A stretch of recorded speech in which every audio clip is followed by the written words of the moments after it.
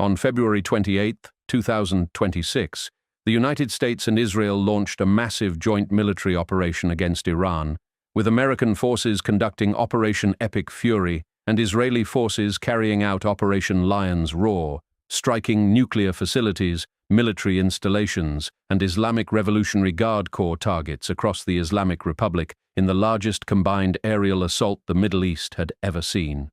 Within hours of the first American and Israeli bombs falling on Tehran, the Islamic Republic of Iran unleashed a retaliatory firestorm across the entire Middle East, striking at United States military bases and Israeli cities in what became the largest simultaneous Iranian missile offensive in history.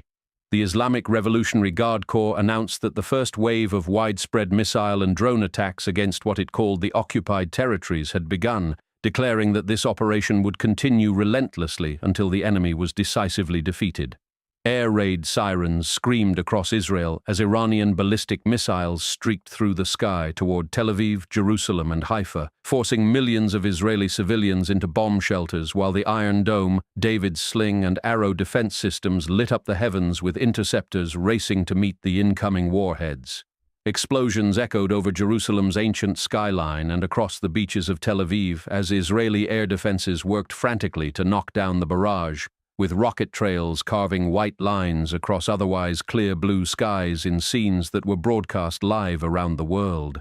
But Iran did not limit its fury to Israel alone. In an unprecedented escalation, Tehran simultaneously launched ballistic missiles at every major American military installation in the Persian Gulf, targeting bases in Qatar, Kuwait, the United Arab Emirates, Bahrain, and even Saudi Arabia all at once for the first time in history. The United States Navy's Fifth Fleet headquarters in Bahrain was struck directly, with smoke rising over the island nation's capital Manama as Bahraini state media confirmed the attack on the facility that serves as the nerve center for all American naval operations across the Middle East. At Udeid Air Base in Qatar, the largest American military installation in the entire region and home to the forward headquarters of United States Central Command, Iranian missiles rained down as Qatar's defense ministry confirmed it had successfully thwarted multiple attacks targeting its territory. The emergency alert system in Doha interrupted daily life in the middle of Ramadan, sending shockwaves through the Qatari capital as Patriot missile batteries fired interceptors that left plumes of white smoke spreading across the sky above a city that had been enjoying a calm weekend morning. In Kuwait, home to the United States Army's Camp Arifjan and Al-Salem Air Base, witnesses reported hearing sirens and explosions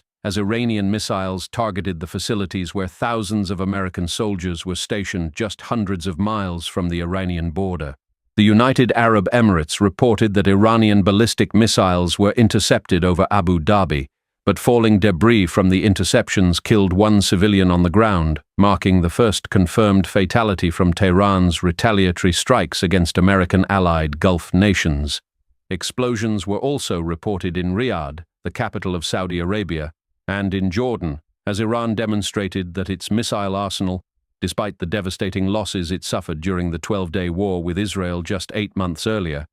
still had the range and volume to strike across the entire region. This was a dramatically different Iran than the one that had responded to Operation Midnight Hammer in June 2025, when Tehran had launched a limited and largely telegraphed strike against Al-Udeid Air Base in Qatar that caused minimal damage and was widely seen as a face-saving gesture.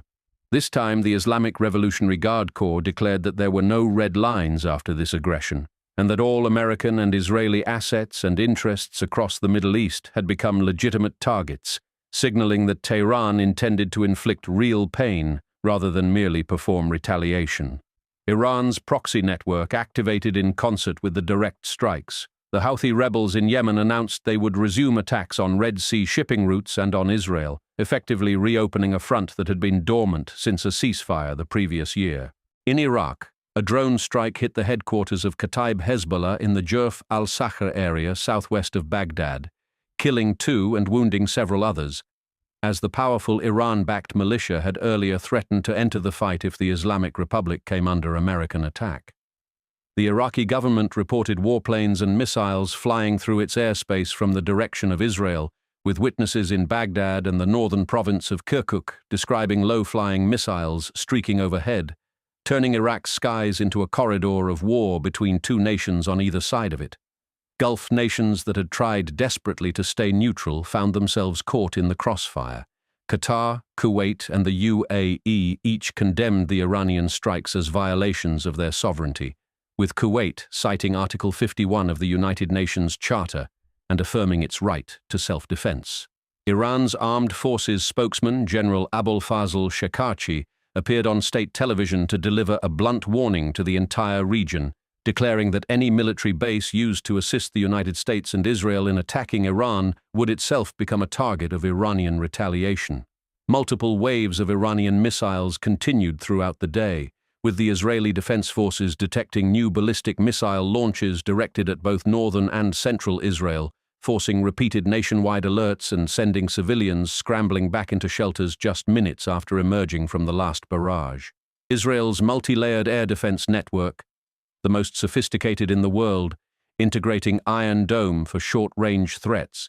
David's Sling for medium-range missiles, and the Arrow system for long-range ballistic intercepts, was tested to its absolute limits by the sheer volume of incoming fire. The IRGC designated its counter-offensive Operation Fateh Khyber, invoking the historic Islamic Battle of Khyber and Iranian state television broadcast footage of missile launches, while declaring that the armed forces of the Islamic Republic would teach the aggressors a lesson they would never forget. American embassies and consulates across the region, in Qatar, the United Arab Emirates, and Israel, ordered all personnel to shelter in place and recommended that every American citizen in the Middle East do the same until further notice, as the scope of Iran's retaliation exceeded many pre-war estimates. Yet even as Iranian missiles flew in every direction, American and Israeli defense systems held. Gulf nations intercepted the majority of incoming fire. Israel's layered shield absorbed wave after wave, and the United States military demonstrated exactly why it had spent weeks positioning Patriot batteries, Aegis destroyers, and THAAD systems across the theater.